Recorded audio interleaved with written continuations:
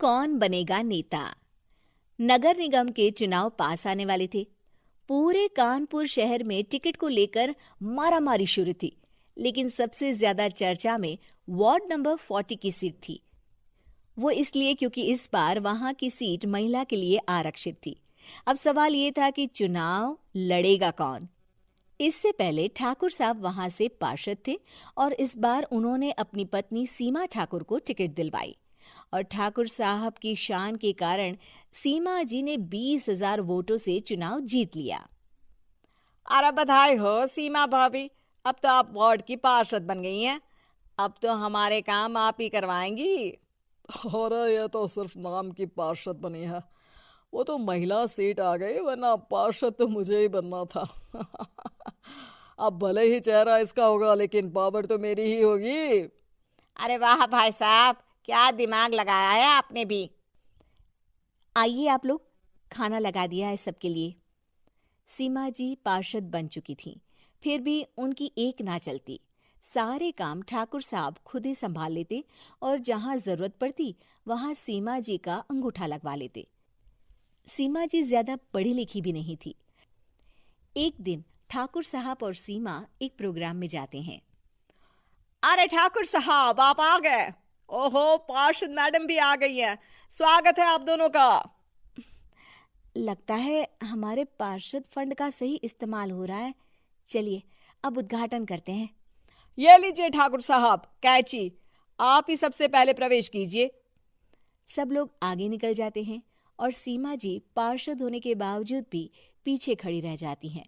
वो देखती हैं कि वेलकम बोर्ड पर उनका नाम है, लेकिन महिला होने के कारण कोई उनका सम्मान नहीं कर रहा। अगले दिन एक आदमी उनके घर आता है। अरे ठाकुर साहब नमस्कार। कल ना हम नोटिस किए कि हमारा घर तो अवैध है और नगर निगम वाले उसे तोड़ने आ रहे हैं। अरे कुछ कीजिए ना ठाकुर साहब। देखो भाई, मैं तो ज्यादा कुछ कर नहीं सकता, पर अगर तुम सबकी जेब गर्म कर दो तो कुछ हो सकता है। कुल मिलाकर 4 लाख लगेंगे। अरे 4 लाख ठाकुर साहब? अरे भाई, मैं अपने लिए नहीं मांग रहा हूँ। दरोगा है, इंजीनियर बाबू है, बड़े साहब है, सबको देना पड़ता है ना थोड़ा थोड़ा। बोलो है मंजूर? तभी वहां अचानक सीमा जी आ जाती हैं।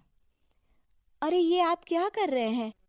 पहले इन्हीं लोगों से तो आपने वोट मांगे, अब इनसे ही पैसे ले रहे हो। अरे चुप रहो तुम। तुम्हारा काम है सिर्फ अंगूठा लगाना, तुम वही किया करो। मुझे दूसरे काम तुम मत सिखाओ, समझी? और तुम ना जाओ, अब पैसे लेकर आओ, वरना जेसीबी किसी भी वक्त आती होगी। सब कुछ ऐसे ही चलते रहता है। एक दिन सीमा जी और ठाकुर साहब को एक लोकल मीटिंग में बुलाया जाता है। वहां पर कई और अधिकारी लोग भी मौजूद रहते हैं। अब मैं चाहूंगा कि ठाकुर साहब हमारे बीच 2 शब्द कहें। मेरे प्यारे भाइयों और बहनों, आज मेरा सौभाग्य है कि मैं आप सबकी सेवा दिन रात कर पा रहा हूँ। आपने मेरी पत्नी को भारी मतों से जिताया है, इसलिए मैं आप सभी का शुक्रगुजार हूँ।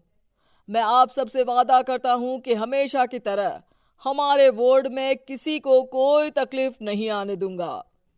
सभी लोग तालियां बजाने लगते हैं। अब मैं माननीय पार्षद मैडम को स्टेज पे बुलाना चाहूंगा। अपने नाम को बुलाया सुनकर सीमा जी एकदम चौंक जाती है। उन्हें बिल्कुल उम्मीद नहीं थी कि इतनी बड़ी जगह उन्हें मंच पर बुलाया जाएगा। जैसे तैसे वो मंच पर चढ़ती हैं। ऊपर जाते ही सीमा जी को सारी पुरानी बातें याद आ जाती हैं कि किस तरह उनके पति उन्हें कभी भी आगे बढ़ने नहीं देते और उनके नाम से गलत काम करते हैं। वो बोलने लगती हैं। मैं आपके वार्ड की पार्षद सीमा हूं। आप में से बहुत कम लोग ही मुझे जानते होंगे, क्योंकि इससे पहले मुझे कभी ऐसा मौका ही नहीं मिला। सारे मौके मेरे पार्षद पति यानी आपके ठाकुर साहब ही लेते रहे, लेकिन आज ये मौका मुझे मिला है तो मैं इसे ऐसे ही नहीं जाने दूंगी। मैं आपको ये बताना चाहती हूँ कि आपके ठाकुर साहब मेरे नाम की आड़ में गैर कानूनी काम करते हैं, जिस पर अंगूठों के निशान मेरे होते थे। इसीलिए मैं अपनी गलती मानती हूँ और आज अपने पद से इस्तीफा देती हूँ, ताकि आगे से कोई गलत काम ना हो पाए। अब फैसला आप सबके हाथ में है कि आप हमें क्या सजा देना चाहते हैं। सीमा जी की बातें सुनकर ठाकुर साहब के चेहरे का रंग उड़ जाता है और वो शर्म से मुंह नीचा करके वहां से चले जाते हैं और पद से इस्तीफा देकर ही सही सीमा जी अपने आप में आत्मविश्वास महसूस करती हैं।